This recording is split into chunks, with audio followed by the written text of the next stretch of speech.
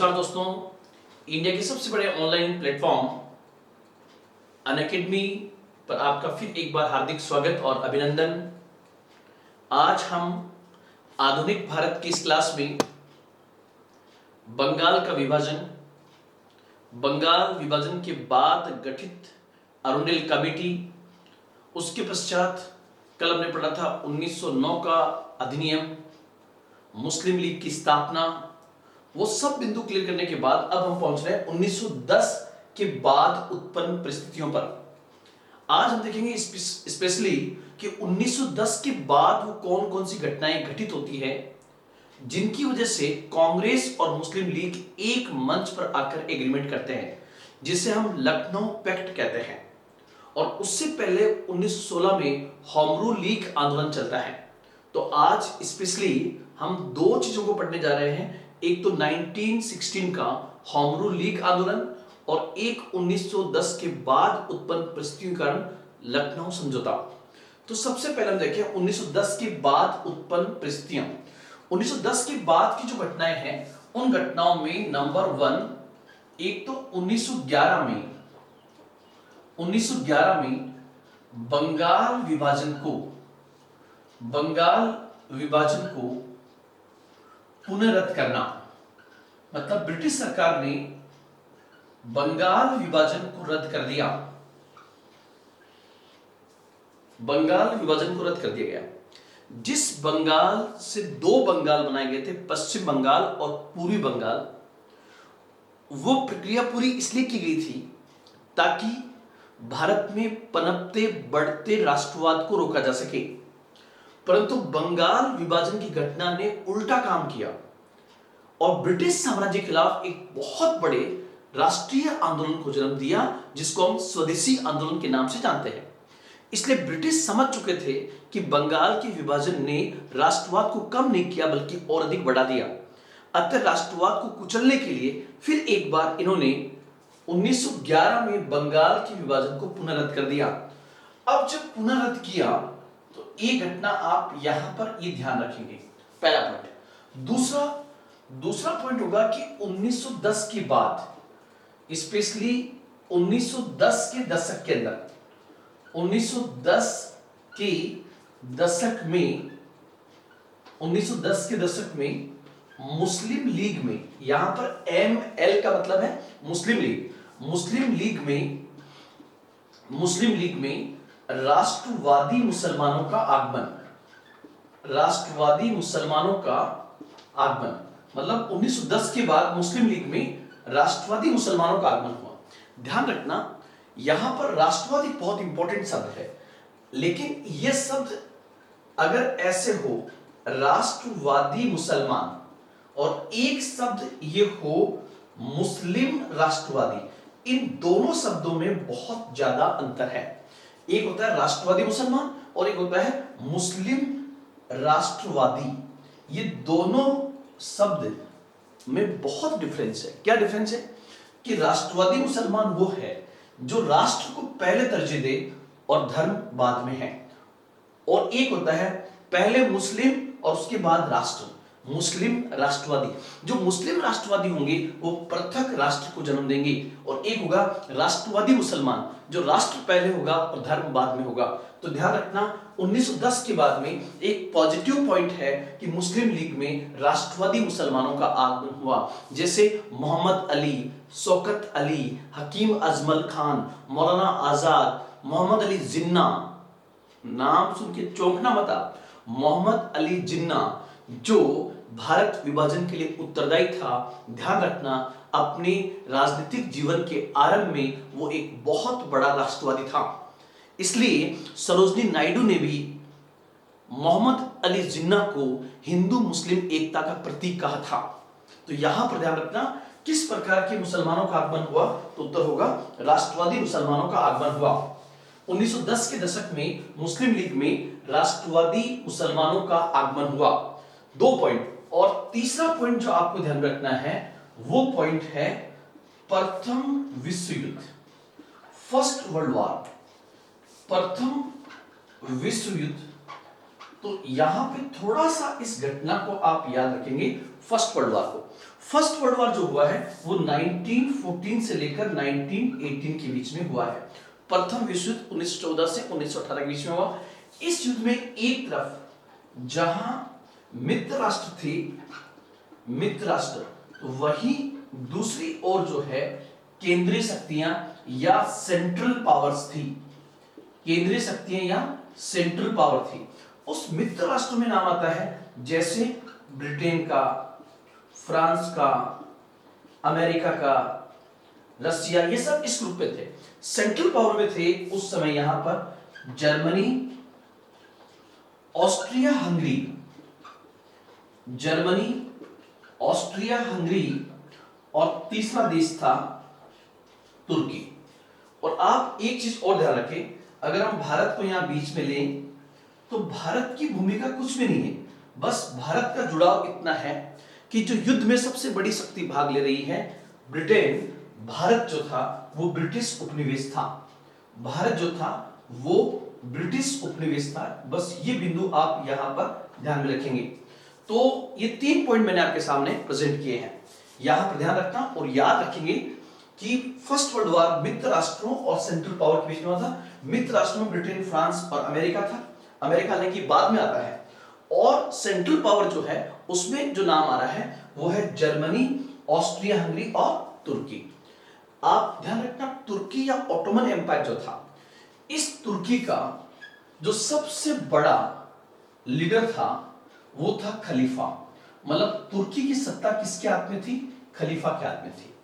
और खलीफा जो था वो दुनिया के मुसलमानों का सबसे बड़ा आध्यात्मिक और राजनीतिक नेता था। मतलब दुनिया भर के मुसलमान अपना आध्यात्मिक नेता, स्पिरिचुअल लीडर किसको मानते थे? तुर्की की राजनीतिक सबसे बड़ी राजनीतिक शक्ति खलीफा। खलीफा एक पद का नाम है।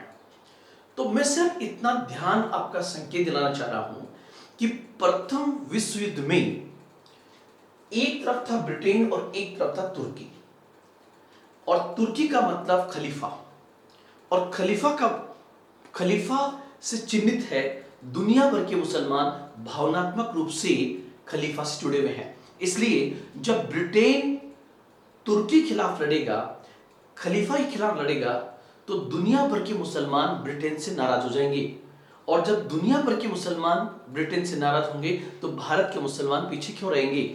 इसलिए यहां पर एक घटना जिसने भारतीय मुसलमानों को ब्रिटिश सरकार से नाराज किया वो फर्स्ट वर्ल्ड वॉर था, क्योंकि फर्स्ट वर्ल्ड वॉर में ब्रिटेन तुर्की के खिलाफ लड़ रहा था। कुल मिलाकर मैं आपको सिर्फ 3 बिंदु बताना चाह रहा हूं, और उन तीनों बिंदु का सारांश जो है वो है कि 1910 के बाद मुस्लिम लीग एवं ब्रिटिश सरकार के बीच दूरियां क्यों बढ़ी? ब्रिटिश सरकार के बीच दूरियां क्यों बढ़ी, मतलब मतभेद पैदा क्यों हुए? दूरियां क्यों बढ़ी? कहने का मतलब जो मुस्लिम लीग अंग्रेजों के बहुत नजदीक थी, 1910 के बाद एक डिस्टेंस क्रिएट होना शुरू होगी। उस डिस्टेंस के कारण क्या थे? तो उस डिस्टेंस के कारण है नंबर 1, 1911 में बंगाल विभाजन को पुनर्रद्द करना। तो ध्यान रखना, बंगाल विभाजन के कारण ही तो ब्रिटिश और मुस्लिम लीग नजदीक आए थे, और जाहिर सी बात है जब बंगाल के विभाजन को रद्द कर दिया जाएगा तो उससे मुस्लिम नाराज होंगे और अंग्रेजों और भारतीय मुसलमानों के बीच में, अंग्रेजों और मुस्लिम लीग के बीच में दूरियां पैदा होगी। पहला पॉइंट। दूसरा, 1910 के बाद में ये सत्य बात थी कि मुस्लिम लीग में राष्ट्रवादी मुसलमानों का आगमन हुआ। और तीसरा, प्रथम विश्व युद्ध में जब ब्रिटेन तुर्की के खिलाफ लड़ रहा था, जबकि तुर्की खलीफा दुनिया का मुसलमानों का सबसे बड़ा आध्यात्मिक नेता था, इससे भी भारतीय मुसलमान नाराज हुए, और इन सब कारणों से मुस्लिम लीग और ब्रिटिश सरकार के बीच में दूरियां पैदा हुई। बस ये बिंदु आपको ध्यान रखना है कि ब्रिटिश सरकार और मुस्लिम लीग के बीच में दूरियां क्यों पैदा हुई। तो हम आगे बढ़े उससे, और उसके बाद में एक घटना और आएगी, और वो घटना जो है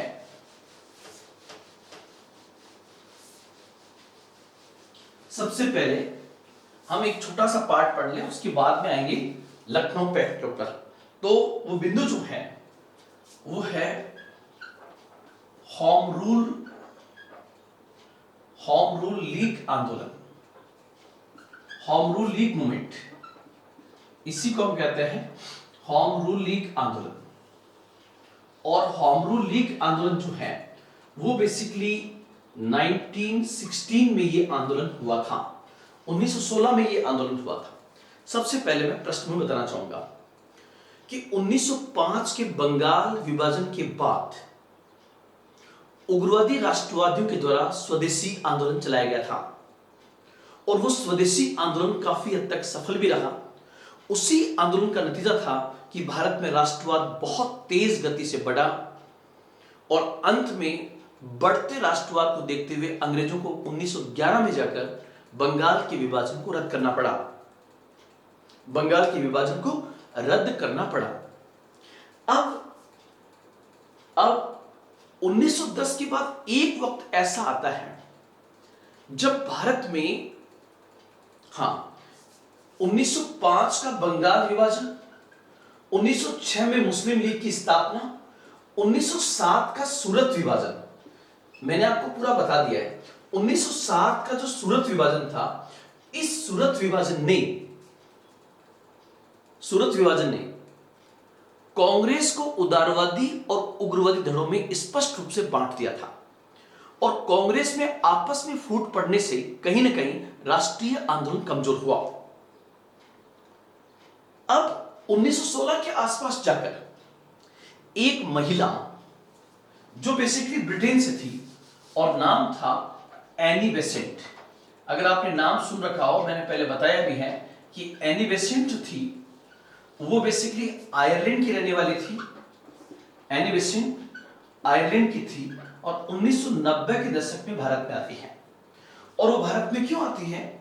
तो भारत में वो आती है थियोसॉफिकल सोसाइटी के दृष्टिकोण से, मतलब थियोसॉफिकल सोसाइटी का काम का संभालने के लिए वो भारत में मद्रास नामक अडियार जगह पर आई थी, थियोसॉफिकल सोसाइटी। और थियोसॉफिकल सोसाइटी की स्थापना अमेरिका में हुई थी, थियोसॉफिकल सोसाइटी की स्थापना अमेरिका में हुई थी। इस सोसाइटी का मुख्य उद्देश्य दुनिया के प्राचीन धर्मों को पुनः उनके शुद्ध रूप में स्थापित करना था। तो मतलब एनी बेसेंट जो थी वो भारत में थियोसॉफिकल सोसाइटी के पॉइंट से इंडिया में आई हुई थी। लेकिन एनी बेसेंट की रुचि भारत के राष्ट्रीय आंदोलन में ज्यादा थी और एक अच्छी बात थी ये कि वो भारत की राष्ट्रीय आंदोलन में रुचि लेने लगी। तो एनी बेसेंट ने भारतीय राष्ट्रीय आंदोलन में रुचि ली और एनी बेसेंट ने यह कहा कि भारतीयों को भी इसी प्रकार का आंदोलन करना चाहिए जैसा आंदोलन हमारे देश के लोगों ने आयरलैंड में किया, क्योंकि आयरलैंड भी ब्रिटिश उपनिवेश था और उस आंदोलन से आयरलैंड के लोगों को बहुत अधिक सफलता मिली थी। इसका एक प्रपोजल उन्होंने 1915 के कांग्रेस अधिवेशन में ही रख दिया था। किसने? एनी बेसेंट ने। लेकिन चूंकि 1915 में एक बार उग्रवादी राष्ट्रवादियों को जब सूरत के विभाजन के बाद बाहर निकाल दिया था, तो कांग्रेस में वापस उदारवादी धड़ा थोड़ा सा मजबूत होता है। इसलिए 1915 के अधिवेशन में रखने के बावजूद भी एनी बेसेंट की इस बात को पूरी तरह से स्वीकार नहीं किया गया था कि होम रूल लीग चलाई जाए, क्योंकि होम रूल का मतलब था अंग्रेजों के स्थान पर होम रूल की स्थापना करना और उदारवादी जो थे वो अंग्रेजों के ज्यादा खिलाफ नहीं थे। तो ऐसी स्थिति में एनी बेसेंट ने कह दिया था कि वो कांग्रेस से अलग होकर भी, कांग्रेस से परे भी इस आंदोलन को चला सकती है। अब 1915 में घटनाक्रम हुआ, फिरोज शाह मेहता के निधन हो गया, गोपाल कृष्ण गोखले का निधन हो गया। इधर कांग्रेस में न उग्रवादी पूरी तरह से हावी है न उदारवादी है। तो एनी बेसेंट ने फिर इस स्थिति में जिस व्यक्ति से हाथ मिलाया वो व्यक्ति थे बाल गंगाधर तिलक। बाल गंगाधर तिलक मतलब बाल गंगाधर तिलक और एनी बेसेंट, इन दोनों ने मिलकर के जिस आंदोलन को चलाया उससे कहते हैं 1916 का होम रूल लीग आंदोलन, 1916 का होम रूल लीग आंदोलन। अब हम थोड़ा सा ये देखें कि 1916 का जो होम रूल लीग आंदोलन था 1916 का होम रूल लीग आंदोलन था, वो आंदोलन किसकी तर्ज पे चलाया गया था? किसकी तर्ज पर? तो तर्ज मतलब किस पैटर्न पर था? तो ये बेसिकली आयरलैंड की तर्ज पर चलाया गया था। आयरलैंड की तर्ज पर, कि जिस प्रकार आयरलैंड के लोगों ने ब्रिटिश सरकार का विरोध करने के लिए अपने देश में होम रूल लीग आंदोलन चलाया, उसी प्रकार एनी बेसेंट के कहने पर भारत में भी यह आंदोलन चलाया गया। अब जो आंदोलन चलाया गया भारत में, उसको हम दो शाखाओं में बांटते हैं। एक शाखा बाल गंगाधर तिलक की, बाल गंगाधर तिलक, और अब आपको सर बाल गंगाधर तिलक, यस, जिन्हें सूरत विभाजन के बाद कांग्रेस से बाहर कर दिया गया था और ये उग्रवादी राष्ट्रवादी थे।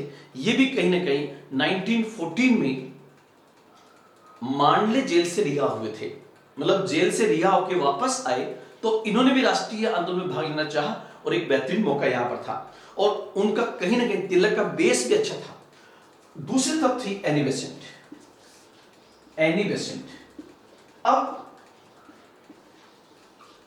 बाल गंगाधर तिलक ने इस आंदोलन को शुरू किया अप्रैल 1916 के अंदर, और एनी बेसेंट ने शुरू किया है सितंबर 1916 के अंदर। ध्यान रखना, कई जगह डेट अगस्त भी है, अगस्त में ऑफिस वगैरह सब इस्टेब्लिश होते हैं और स्थापना शुरू होता है सितंबर के अंदर।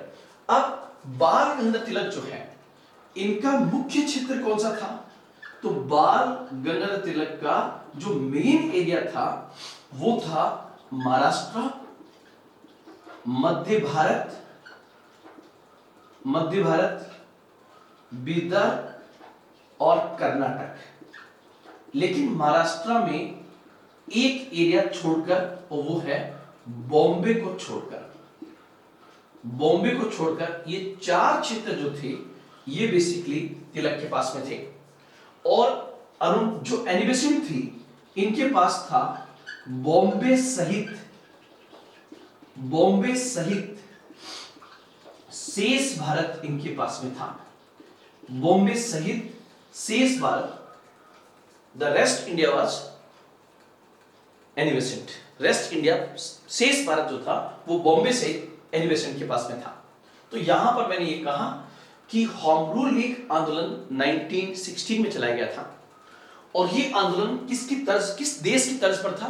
तो आयरलैंड की तर्ज पर। और आयरलैंड की एक महिला एनी बेसेंट जो भारत में थी और उसने भारतीय राष्ट्रीय आंदोलन में काफी रुचि भी ली, वो बेसिकली थियोसॉफिकल सोसाइटी के पॉइंट से इंडिया में आई थी, लेकिन भारत के राष्ट्रीय आंदोलन में भी उन्होंने काफी इंटरेस्ट लिया। अब जब ये आंदोलन चलने लगा, जैसे शुरू होने की बात है, तो आप यहां पे देख रहे हो कि दोनों ने अलग अलग शुरू किया है, जबकि आंदोलन का ऑब्जेक्ट और आंदोलन एक ही है। तो आपका पहला क्वेश्चन होगा, सर जब आंदोलन एक ही था, ऑब्जेक्ट एक ही है, तो फिर अलग अलग क्यों चलाया गया? क्या बाल गंगाधर तिलक और एनी बेसेंट में बनती नहीं थी? तो यहां मैं आपको बता दूं कि बाल गंगाधर तिलक और एनी बेसेंट में बनती थी। फिर क्यों? फिर इसलिए कि एनी बेसेंट के साथ में बहुत सारे उदारवादी राष्ट्रवादी जुड़े हुए थे, जैसे जॉर्ज अरुंडेल, जो इसके संयोजक भी बनाए गए थे, जॉर्ज अरुंडेल, वीपी वाडिया जैसे कुछ लोग थे जो एनी बेसेंट के साथ में थे। ऐसे लोग जो थे ये उदारवादी थे, और ये लोग जो थे इनकी तिलक के साथ में बनती नहीं थी। इसलिए इनको ध्यान में रखते हुए आपस में सहमति हुई कि हम आंदोलन एक ही है, लेकिन अलग अलग क्षेत्रों में अलग अलग प्रकार से चलाएंगे। ऑब्जेक्ट एक ही है, ब्रिटिश सत्ता से होम रूल की मांग करना, मतलब स्वराज की मांग करना। तो यहां पर ये ध्यान रहे, बाल गंगाधर तिलक ने इसका प्रचार करने के लिए अपनी दो पत्रिकाओं का काफी सहारा लिया था, और वो दो पत्रिकाएं थी द मराठा और केसरी। जैसे कि हम लोग जानते हैं, जो द मराठा था ये इंग्लिश में चलता था, जबकि केसरी जो था ये बेसिकली मराठी भाषा में था। एनी बेसेंट के भी दो न्यूज़पेपर थे जिन्होंने बड़ी भूमिका अदा की थी। वो दो थी, कॉमनवील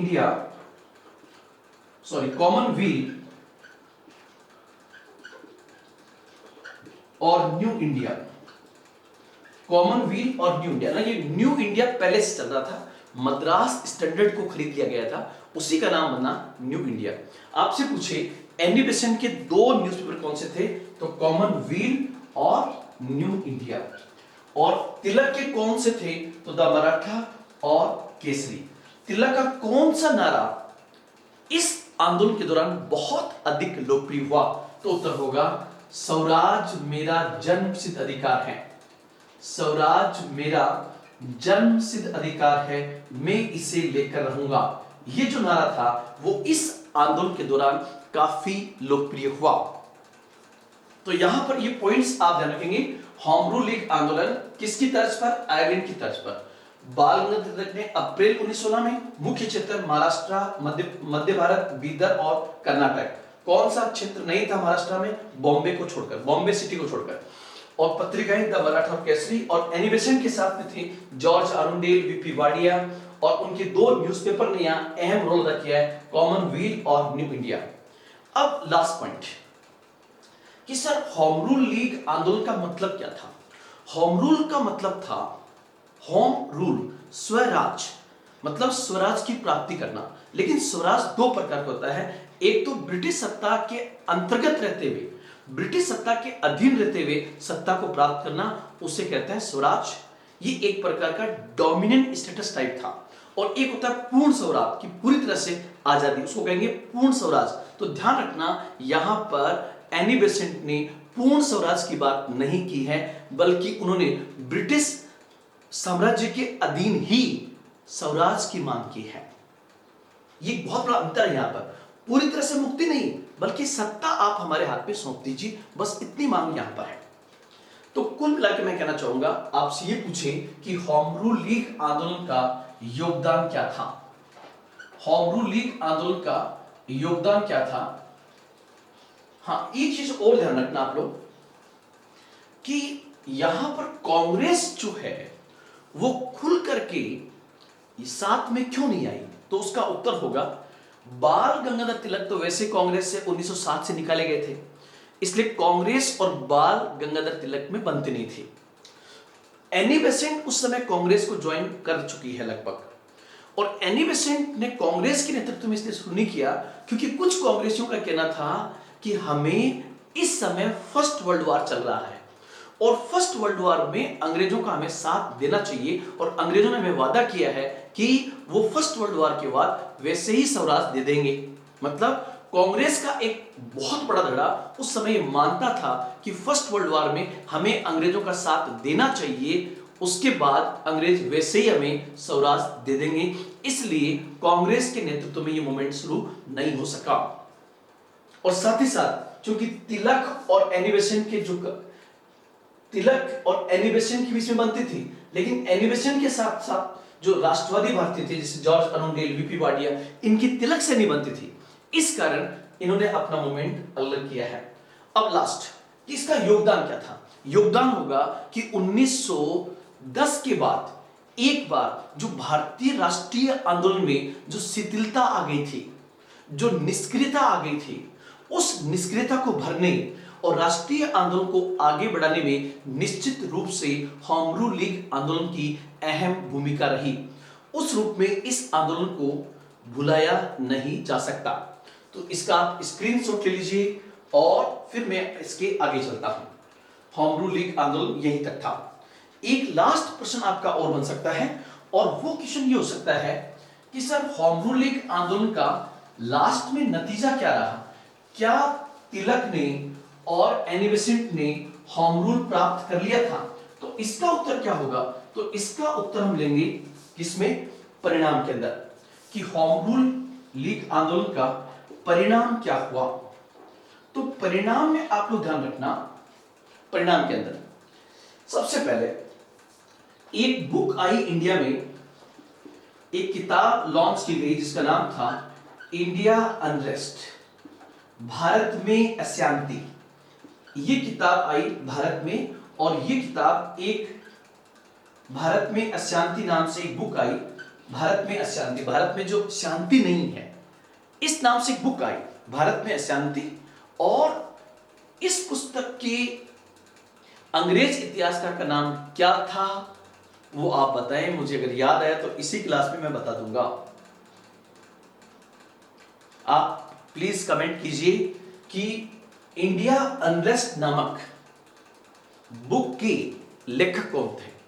आप चेक करना, वैलेंटाइन सिरोल, कई जगह वैलेंटाइन चिरोल भी लिखा हुआ है, वैलेंटाइन सिरोल, उसने अपनी किताब इंडिया अनरेस्ट, भारत में अशांति के लिए दो को उत्तरदायी माना, और वो दो थे, एक तो आर्य समाज को, कि आर्य समाज भारत में अशांति के लिए जिम्मेदार है, क्योंकि आपको पता होगा आर्य समाज ने शुद्धि आंदोलन चलाया था। उस शुद्धि आंदोलन से सांप्रदायिकता बढ़ती है, ऐसा कौन मान रहे? अंग्रेज। दूसरा, उन्होंने इसके लिए तिलक को उत्तरदायी और माना कि तिलक भी भारत में अशांति के लिए उत्तरदायी है, तिलक भी।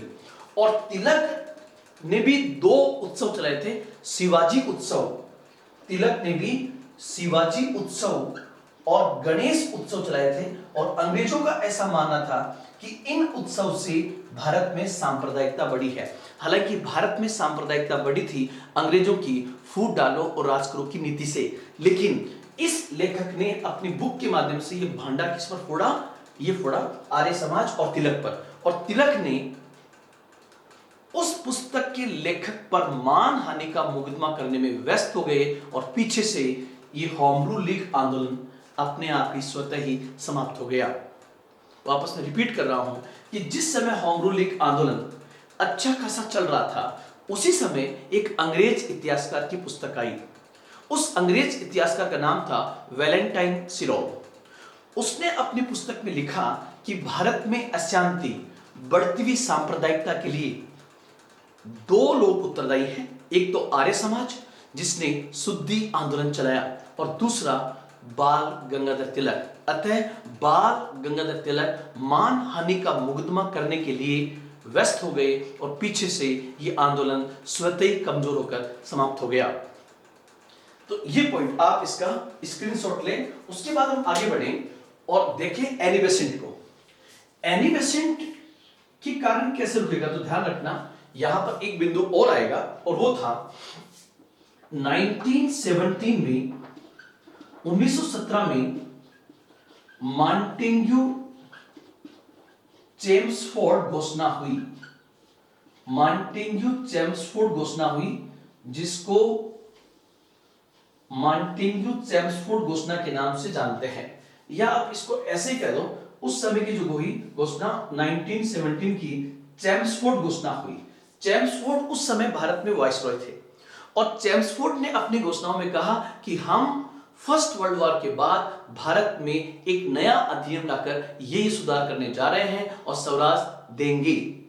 मतलब यहां पर 1917 की चेम्सफोर्ड घोषणा में कई सपने दिखाए गए, और उन सपनों में कहीं ना कहीं एनी बेसेंट खो गई। अर्थात एनी बेसेंट को ये लगा कि चेम्सफोर्ड ने घोषणा कर दी है और उन घोषणाओं के माध्यम से भारत को स्वराज दे दिया जाएगा। इस कारण एनी बेसेंट ने भी मान लिया, और वो इस आंदोलन से थोड़ी थोड़ी हट गई, जिसके कारण होम रूल लीग आंदोलन स्वतः ही समाप्त हो गया। परंतु फिर भी इस आंदोलन ने तत्कालीन भारत में राजनीतिक शून्यता की स्थिति को भरने में, राष्ट्रीय आंदोलन को आगे बढ़ाने में, और राष्ट्रीय आंदोलन में एक नई प्रकार की हलचल पैदा करने में अहम भूमिका अदा की थी। और इसी के अगले साल जिस प्रकार से एनी बेसेंट ने अपनी सक्रियता दिखाई 1917 के अंदर, 1917 में कांग्रेस की वो पहली महिला अध्यक्ष बनी।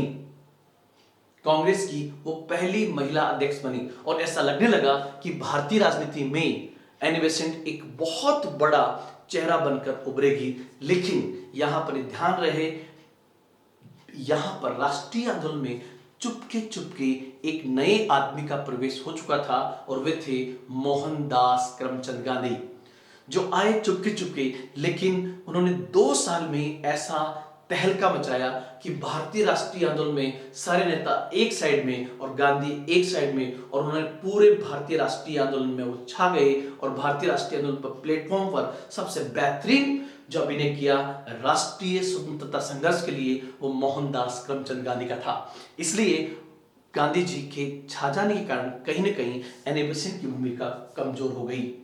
बस यहां ये बिंदु ध्यान रखना है। लेकिन फिर भी एनी बेसेंट का योगदान एक तो थियोसॉफिकल सोसाइटी के अंदर और होम रूल लीग आंदोलन के अंदर 1898 के अंदर बनारस हिंदू कॉलेज की स्थापना, जो बाद में बनारस हिंदू विश्वविद्यालय बना, उसकी स्थापना को आप एग्जैक्टली देख लेना, तो वो मैं अलग से निकला दूंगा। ये आपका था होम रूल लीग आंदोलन।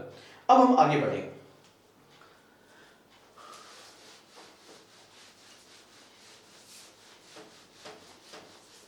और नेक्स्ट पॉइंट जो आपका होगा, नेक्स्ट बिंदु जो है वो बिंदु आपका है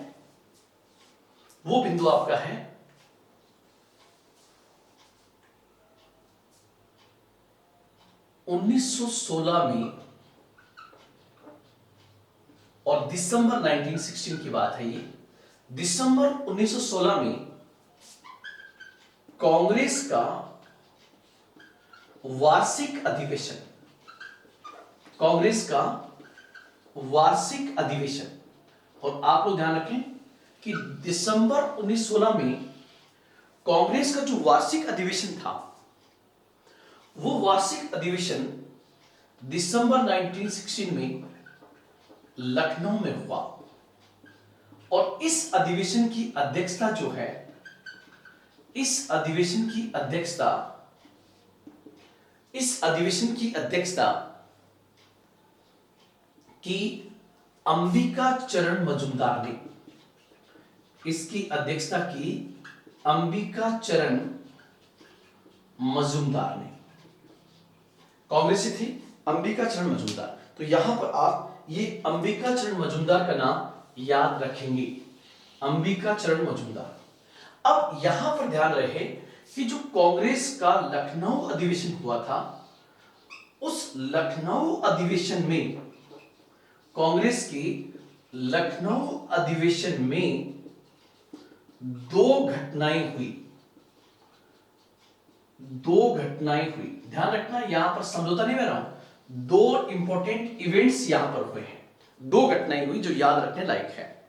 वो दो घटनाएं जो थी उनमें से एक घटना थी और दूसरी थी, ऐसे मैंने आपको बता दिया। अब जो पहली घटना थी जो इस अधिवेशन के दौरान हुई, वो पहली घटना थी कि इसी अधिवेशन के दौरान ही उदारवादियों एवं उग्रवादी राष्ट्रवादियों का मिलन, उदारवादियों एवं उग्रवादी राष्ट्रवादियों का मिलन, ये पहली घटना है।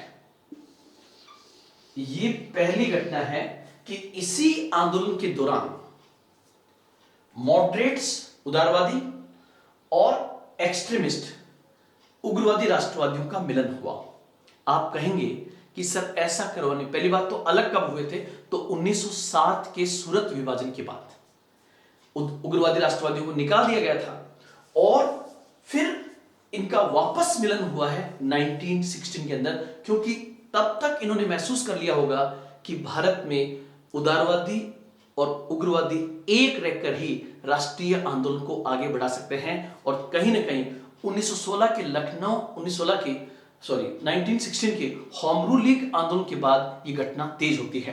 तो यहां पर ध्यान रखना, इस काम को करवाने में उदारवादियों और उग्रवादी राष्ट्रवादियों को मिलवाने में किसकी भूमिका है, तो ये भूमिका थी तिलक और एनी बेसेंट की। तिलक और एनी बेसेंट ने इनको वापस मिलाया और कहा कि राष्ट्रीय आंदोलन के लिए आपको एक प्लेटफॉर्म पर वापस आना चाहिए। इसलिए 1907 में जो कांग्रेस का विभाजन हो गया था उसका पुनर्मिलन वापस हुआ है 1916 के कांग्रेस के लखनऊ अधिवेशन में।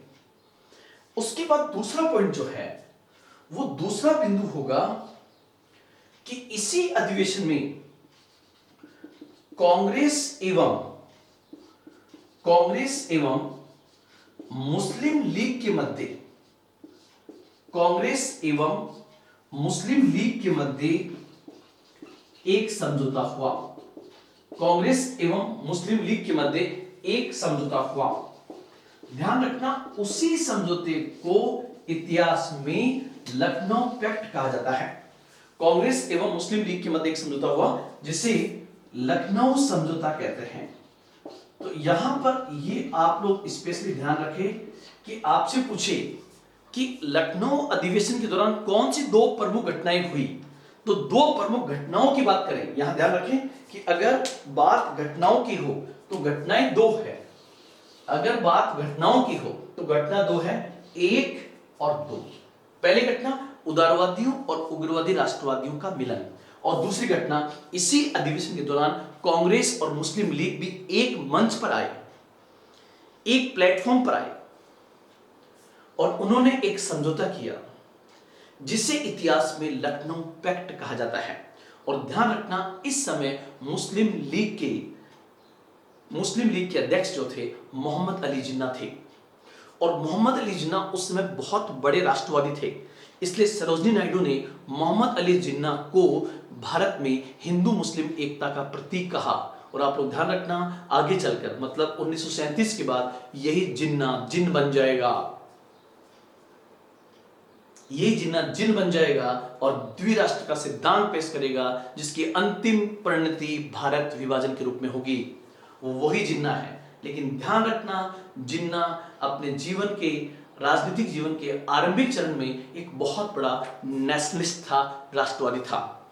तो वापस मैं रिपीट कर रहा हूं, दिसंबर 1916 का कांग्रेस का लखनऊ अधिवेशन क्यों फेमस है? क्योंकि इस अधिवेशन में दो घटनाएं हुई, उदारवादियों और उग्रवादी राष्ट्रवादियों का पुनर्मिलन और कांग्रेस और मुस्लिम लीग के मध्य समझौता जिसे लखनऊ समझौता कहा जाता है, जिसे लखनऊ समझौता कहा जाता है। इसके आगे हम बढ़े और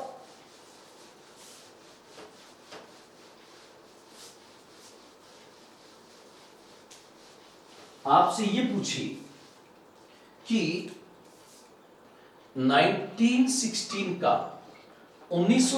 का लखनऊ समझौता क्या था, लखनऊ पैक्ट क्या था? 1916 का लखनऊ समझौता क्या था, लखनऊ पैक्ट क्या था? तो इसको ध्यान में देने के लिए लखनऊ पैक्ट क्या था, तो जाहिर सी बात है कहां पर हुआ, तो 1916 में। कहां हुआ, तो अगेन रिपीट कर रहा हूं, लखनऊ अधिवेशन में, कांग्रेस के लखनऊ अधिवेशन में। और यह समझौता किसके मध्य हुआ, तो यह समझौता कांग्रेस और मुस्लिम लीग के मध्य हुआ था। कांग्रेस और मुस्लिम लीग के मध्य यह समझौता हुआ था, कांग्रेस और मुस्लिम लीग के मध्य। अब आपके दिमाग में एक बात आएगी कि सर ये तो समझ में आ गया कि लखनऊ समझौता कांग्रेस और मुस्लिम लीग के मध्य हुआ, ये बात तो समझ में आ गई। लेकिन सर ये बताएं कि कांग्रेस और मुस्लिम लीग जो एक दूसरे के कट्टर विरोधी थे, वो एक प्लेटफॉर्म पर आए कैसे गए? तो जाहिर सी बात है, क्वेश्चन आपका बहुत वाजिब क्वेश्चन है कि इनके बीच में नजदीकियां क्यों, मतलब इनके बीच में नजदीकियां क्यों बढ़ी? तो इनके बीच में नजदीकियां इसलिए बढ़ी कि इससे पहले मैं बता चुका हूं कि मुस्लिम लीग और अंग्रेजों के बीच, मुस्लिम लीग और अंग्रेजों के बीच दूरियां बढ़ी। इस कारण से उनके बीच नजदीकियां बढ़ी। मतलब इनके बीच जब दूरियां बढ़ेगी, मुस्लिम लीग और अंग्रेजों के बीच में, तो कांग्रेस और मुस्लिम लीग के बीच में नजदीकियां बढ़ जाएगी। अब यह मैंने बता दिया है कि मुस्लिम लीग और अंग्रेजों के बीच में दूरियां क्यों बढ़ी, तो उसके तीन कारण थे। नंबर 1, बंगाल विभाजन को रद्द करना, ये मैंने सबसे पहले आज की क्लास में बताया था, बंगाल विभाजन को रद्द करना। दूसरा, राष्ट्रवादी मुसलमानों का आगमन, राष्ट्रवादी मुसलमानों का आगमन। और तीसरा पॉइंट जो था वो था फर्स्ट वर्ल्ड वार। और फर्स्ट वर्ल्ड वार में हमने पढ़ लिया है, फर्स्ट वर्ल्ड वार और खलीफा, मतलब ब्रिटेन जब खलीफा के खिलाफ लड़ रहा था तो मुस्लिम नाराज हो गए। जब मुस्लिम नाराज हो गए तो मुस्लिम लीग और अंग्रेजों के बीच दूरियां बढ़ी। तो नजदीकियां किसके बीच में बढ़ी? तो होगा कांग्रेस और मुस्लिम लीग के बीच में। कांग्रेस मुस्लिम लीग क्यों आएगी? क्योंकि मुस्लिम लीग अंग्रेजों से दूरियां आ रही। तो कांग्रेस क्यों आएगी? क्योंकि कांग्रेस ने यह समझ लिया पिछले 8-9 साल में कि भारत में राष्ट्रीय आंदोलन तभी बढ़ सकता है, तभी व्यापक रूप में ले सकता है जब हिंदू मुस्लिम एकता हो। मतलब यहां पर कांग्रेस का ऑब्जेक्ट है कि राष्ट्रीय आंदोलन को आगे बढ़ाने के लिए हिंदू मुस्लिम एकता का होना जरूरी है, और हिंदू मुस्लिम एकता के लिए मुस्लिम लीग से समझौता करना जरूरी है। यह पॉइंट आप ध्यान रखना। इसलिए कांग्रेस और मुस्लिम लीग एक दूसरे के नजदीक आएंगे। यहां पर समझौते के बहुत सारे बिंदु हैं कि लखनऊ पैक्ट में क्या क्या हुआ था।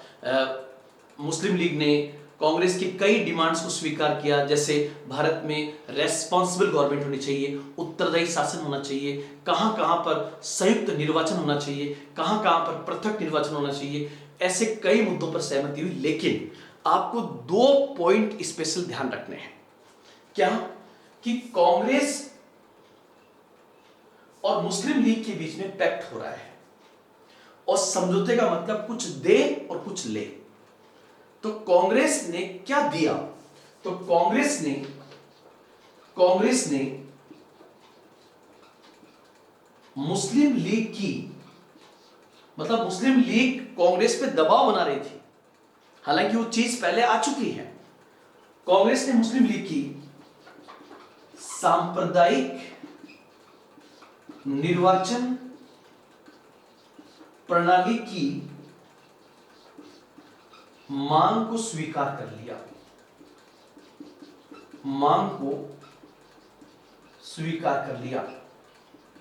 कांग्रेस ने मुस्लिम लीग की सांप्रदायिक निर्वाचन प्रणाली की मांग को स्वीकार कर लिया। तो आपके दिमाग में बिंदु आएगा कि सर सांप्रदायिक निर्वाचन प्रणाली कौन सी? कल का वीडियो देखें, मैंने कहा था 1909 का मिंटो मार्ले सुधार। मिंटो मार्ले सुधारों में पहली बार मुस्लिम समुदाय को खुश करने के लिए सांप्रदायिक निर्वाचन प्रणाली के तहत उनको सीटें आरक्षित की गई थी, और उन सीटों के द्वारा उन सीटों में तय हुआ कि जो सीटें मुस्लिम समुदाय के द्वारा ब्रिटिश सरकार ने आरक्षित की हैं, उन पर उम्मीदवार खड़ा करने का अधिकार और वोटिंग का अधिकार केवल मुसलमानों के पास में होगा। उसको हम कहते हैं सांप्रदायिक निर्वाचन प्रणाली। तब आप कहेंगे कि सर अंग्रेजों ने इसको पहले दे दिया था ना, यहां पर कांग्रेस के स्वीकार करने या न करने से कोई फर्क नहीं पड़ेगा। यस, कोई फर्क नहीं पड़ेगा, क्योंकि ब्रिटिश सरकार ने अधिनियम ला करके सांप्रदायिक निर्वाचन प्रणाली को वैसे ही लागू कर दिया था। तो फिर मुद्दा क्या था? मुद्दा यह था कि अभी तक कांग्रेस सांप्रदायिक निर्वाचन प्रणाली का विरोध कर रही थी कि यह गलत है, लेकिन 1916 में उसने मुस्लिम लीग के साथ हाथ मिलाने के लिए सांप्रदायिक निर्वाचन प्रणाली की मांग को स्वीकार कर लिया कि ठीक है, आपके लिए सीटें इसके तहत आरक्षित रहेगी। तो दूसरी ओर मुस्लिम लीग ने कांग्रेस की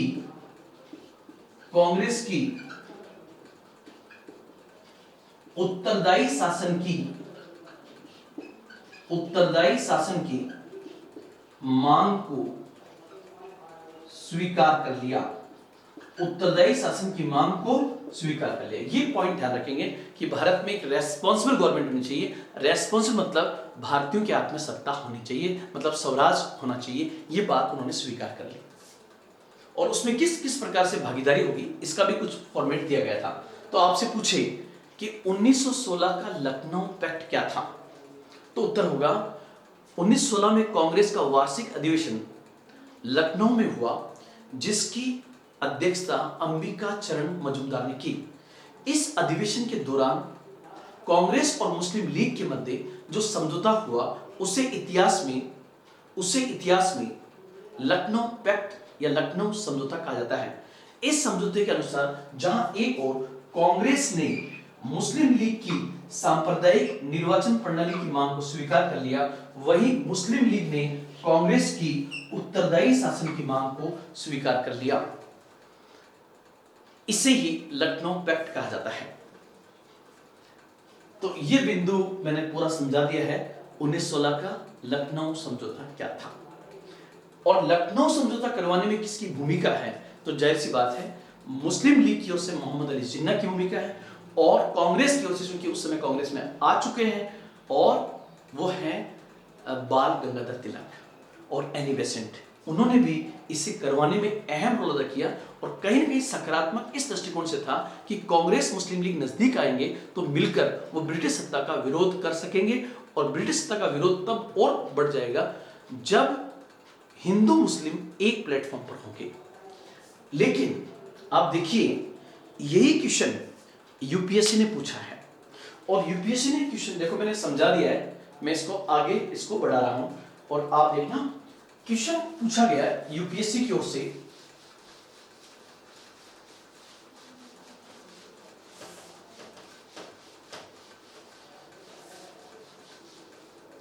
यूपीएससी की ओर से क्वेश्चन पूछा गया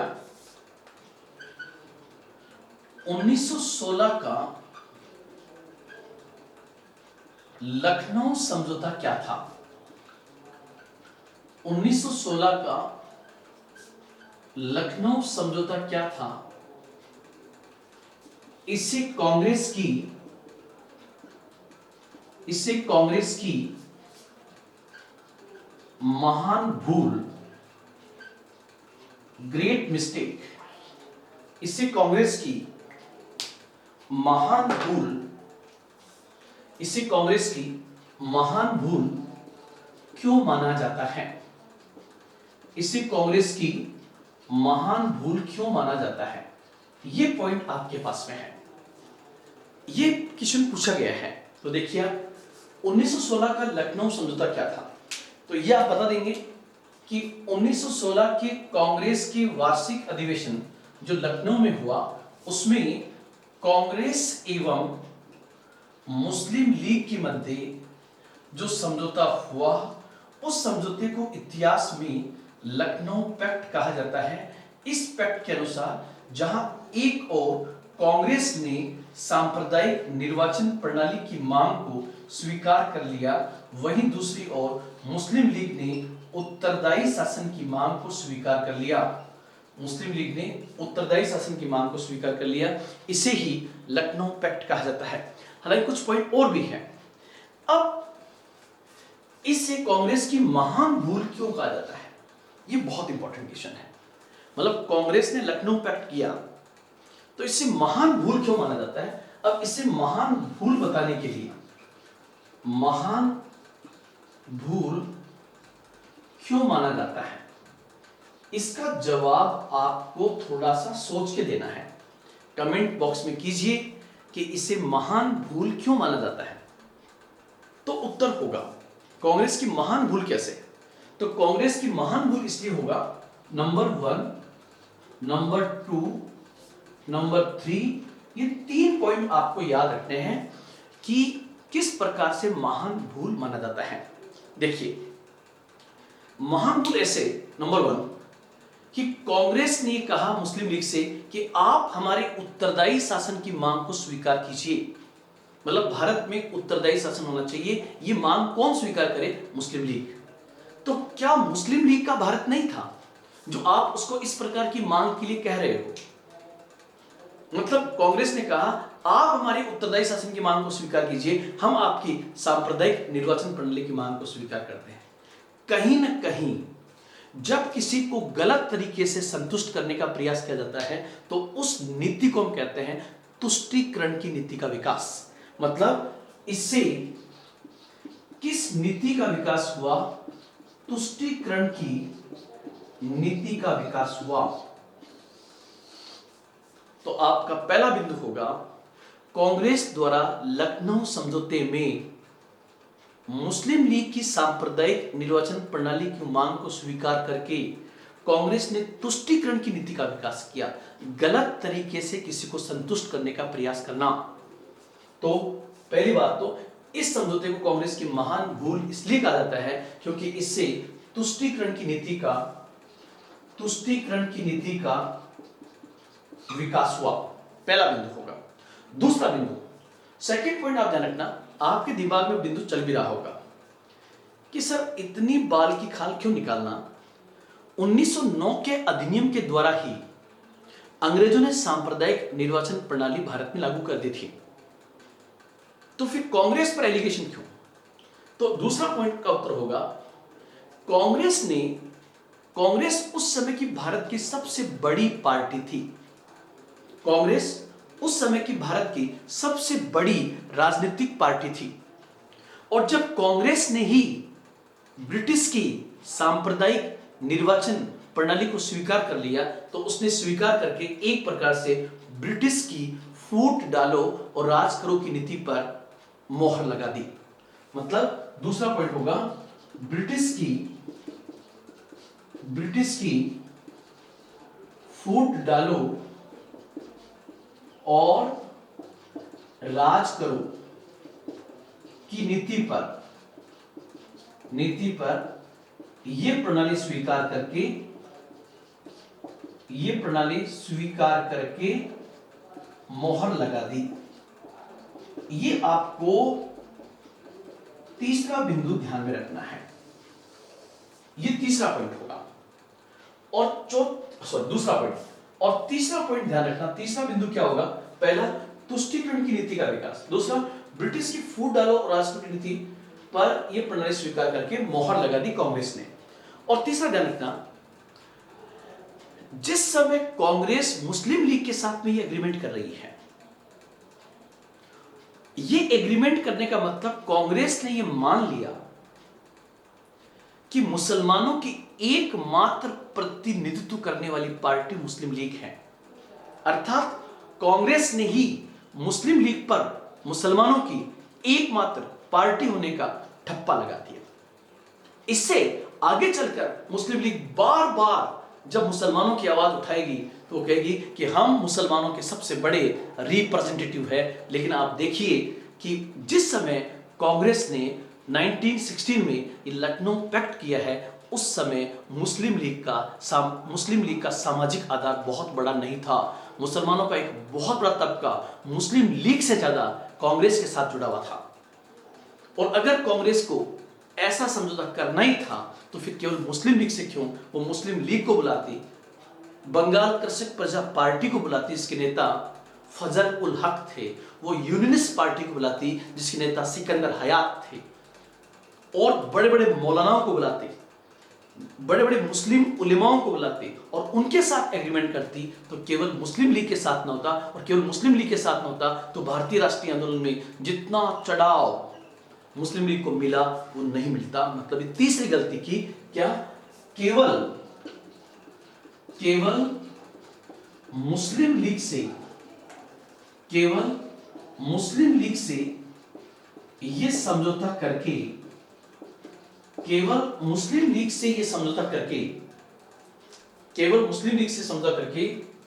मुस्लिम लीग पर मुसलमानों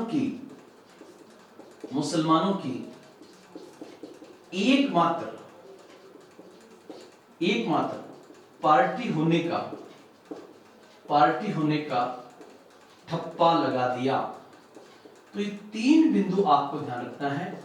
ये आपको ये बताएंगे, इस आधार पर कहा जा सकता है कि लखनऊ समझौता कांग्रेस की एक महान भूल था। लेकिन ध्यान रखना, जब भी इस प्रकार का प्रश्न हो तो सामने वाले को बुरी तरह से नहीं मारना है, थोड़ा बचाना भी है। और बचाव में फिर क्या करना आपको? बचाव में मतलब लास्ट में थोड़ा कांग्रेस को आपको बचाना भी है। और बचाव का बिंदु क्या होगा? आपको बताना है कि प्रथम विश्व युद्ध के कारण देश के हालात अत्यंत खराब थे। प्रथम विश्व युद्ध के कारण देश के हालात अत्यंत खराब थे। फर्स्ट वर्ल्ड वॉर के कारण देश के हालात अत्यंत खराब थे। दूसरा, गरीबी और बेरोजगारी बढ़ती जा रही थी, गरीबी एवं बेरोजगारी बढ़ती जा रही थी, राष्ट्रीय आंदोलन कमजोर पड़ रहा था, राष्ट्रीय आंदोलन कमजोर पड़ रहा था। अतः राष्ट्रीय आंदोलन को मजबूत करने, ब्रिटिश सत्ता का विरोध करने के लिए हिंदू मुस्लिम एकता का होना जरूरी था। अतः उसी हिंदू मुस्लिम एकता को ध्यान में रखकर कांग्रेस ने 1916 का लखनऊ समझौता किया, जिसके दीर्घकालीन परिणाम खतरनाक या खतरे से भरे थे। ये पॉइंट आपका होगा। मतलब आप देखिए, जब आप एनालिसिस करेंगे तो एनालिसिस करते समय कम से कम शब्दों में आपको संपूर्ण जानकारी को उससे रिलेटेड बताना है। जैसे 1916 का लखनऊ समझौता क्या था, इसे कांग्रेस की महान भूल क्यों माना जाता है, तो पहला लखनऊ समझौता क्या था ये बताएंगे, फिर दूसरा महान भूल कैसे, ये 3 पॉइंट बताएंगे, और फिर बचाना भी है कि कांग्रेस ने क्यों किया तो बताएंगे। फर्स्ट वर्ल्ड वॉर के कारण देश के हालात अत्यंत खराब थे, गरीबी एवं बेरोजगारी बढ़ती जा रही थी, ब्रिटिश का शोषणपरक चरित्र और सामने आ रहा था, और राष्ट्रीय आंदोलन कमजोर पड़ रहा था। अतः राष्ट्रीय आंदोलन को आगे बढ़ाने और हिंदू मुस्लिम एकता को स्थापित करने के लिए 1916 में कांग्रेस ने यह समझौता मुस्लिम लीग के साथ किया।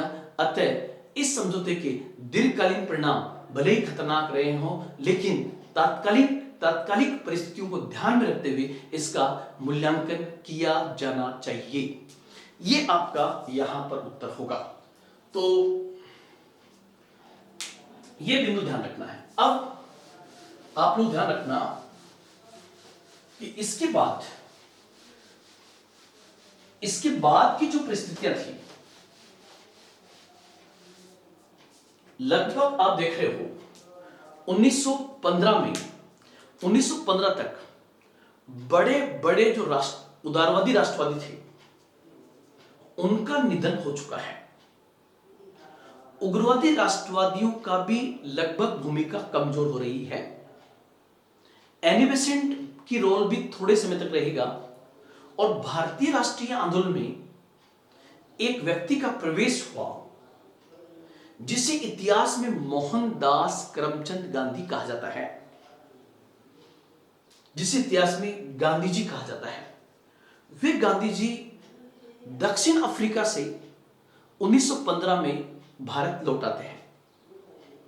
साउथ अफ्रीका से भारत 1915 में आते हैं, और 1915 में वो बॉम्बे के तट पर उतरते हैं। गांधी जी के गुरु गोपाल कृष्ण गोखले थे, और गोपाल कृष्ण गोखले ने गांधी को साउथ अफ्रीका में देख लिया था कि गांधी क्या चीज है। इसलिए जब गांधी भारत में आएंगे तो भारत की जनता भले ही नहीं जानती हो, लेकिन भारत के बड़े लीडर गोपाल कृष्ण गोखले गांधी को जानते थे। गोपाल कृष्ण गोखले जिन्होंने सर्वेंट्स ऑफ इंडिया सोसाइटी की स्थापना की थी 1905 के अंदर, वो ब्रिटिश लोक सेवा आयोग के मेंबर भी थे। तो उन्होंने साउथ अफ्रीका में गांधी को काम करते देखा था। इसलिए वो कहते हैं कि जो आदमी आपको व्यक्तित्व के दृष्टिकोण से, मतलब पर्सनैलिटी के पॉइंट से इतना कमजोर दिख रहा है, यही भारतीय राष्ट्रीय आंदोलन का नेतृत्व करेगा। तो इसके बाद की जो घटनाएं हैं वो हम पढ़ेंगे अब गांधीवादी चरण के अंदर। इसलिए आने वाला जो हमारा आगे वाली क्लास होगी उसमें होगा भारतीय राष्ट्रीय आंदोलन में गांधी का आगमन, और गांधी के आगमन के साथ ही चंपारण सत्याग्रह, खेड़ा सत्याग्रह, अहमदाबाद मिल हड़ताल, रॉलेट एक्ट के खिलाफ राष्ट्रव्यापी सत्याग्रह, जलियांवाला बाग हत्याकांड, असहयोग आंदोलन, चोरी चोरा कांड, और उसके बाद स्वराज पार्टी का गठन, साइमन कमीशन का आगमन, गोलमेज सम्मेलनों का आगमन, ये पॉइंट हम आगे वाली क्लास में पढ़ेंगे। और इस बीच में एक हमारा टॉपिक और बचा हुआ यहां तक के लिए, और वो हमारा टॉपिक है भारत में क्रांतिकारी राष्ट्रवादियों का प्रथम चरण। तो आगे वाली क्लास में हम ये भी पढ़ने का प्रयास करेंगे कि क्रांतिकारी राष्ट्रवादी कौन थे, उनका भारतीय राष्ट्रीय आंदोलन में किस प्रकार से योगदान था।